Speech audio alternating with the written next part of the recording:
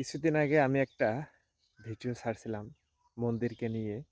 আর সেই ভিডিওটা প্রায় ৪৫,০০০ মানুষ দেখছে। আর প্রায় ৫,০০০ মানুষ কমেন্ট করছে। কিন্তু এখানে কথা হচ্ছে যে আমি নাকি ভিডিও বানার বারণ করছিলাম। আসলে বিষয়টা হচ্ছে কি ভাই, যে আপনি ভিডিও বানাবেন, আপনি ছবি তুলবেন, নো প্রবলেম। কিন্তু এখানে এমন কিছু ভিডিও বানাইয়েন না যেটা মানুষের চোখে খারাপ লাগবে। আর হ্যাঁ, আমরা হিন্দু। আমাদের এই সুন্দর একটি ধর্মীয় স্থানে এসে আমরা যদি এরকম মানে খারাপ বা লগ্ন হয়ে ভিডিও বানাই, তাহলে কিন্তু আমাদের সমাজটা কিভাবে নষ্ট হচ্ছে।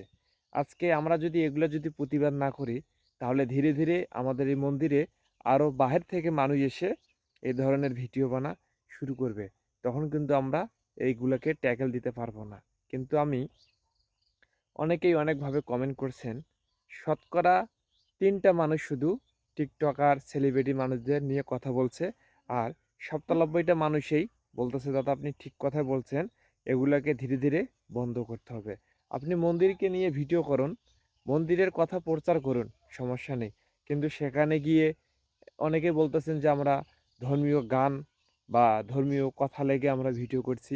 সমস্যা নেই ভাই, অনেকেরই ভিডিও তো আছে, তাদের ভিডিওতে তো কোনো কমেন্ট পড়ে না। আর বিশেষ করে যাদের ভিডিওগুলো ধরা হয়েছে, আপনারা তাদের ভিডিওগুলো দেখবেন যে মন্দিরে গিয়ে ওরা কি করছে। সমস্যা নেই, জানি ভিডিওটা অনেকেরই আঘাত লাগছে, কারণ আমি একজন হিন্দু ঘরের সন্তান, আমি একজন হিন্দু মায়ের সন্তান। আমার কলিজায় লেগেছে যে এত সুন্দর একটি ধর্মীয় জায়গায় তারা এরকম ভিডিও বানাচ্ছে। তার জন্য আমরা কিন্তু ধরছি। এর আগে কেউ ধরে নাই, এর আগে কারো মাথায় বুদ্ধিটাও আসে নাই। তো এখন বিষয়টা হচ্ছে, এরকম ভিডিও মন্দিরের ভিতরে করা যাবে না বা করতে দেওয়া যাবে না। আপনারা উপস্থাপনা করেন, আপনারা মন্দিরকে নিয়ে অনেক কথা বলেন, কিন্তু ভালোভাবে বলুন, কিন্তু ব্যাঙের মতো লাফাঝাপ্পা করা যাবে না। জানি আপনাদেরকে লাগছে, এটা লাগতেও পারে, কোনো সমস্যা নেই। কারণ আমি হিন্দু ভাই, আমি হিন্দু, আমি আমার ধর্ম রক্ষা করার আমাদের দায়িত্ব। জীবন গেলেও আমরা ধর্ম রক্ষা করব, চেষ্টা করব।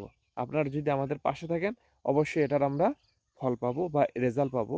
কতটুকু আপনারা আমার পাশে আছেন একটু জানাবেন কমেন্টে। হরে কৃষ্ণ।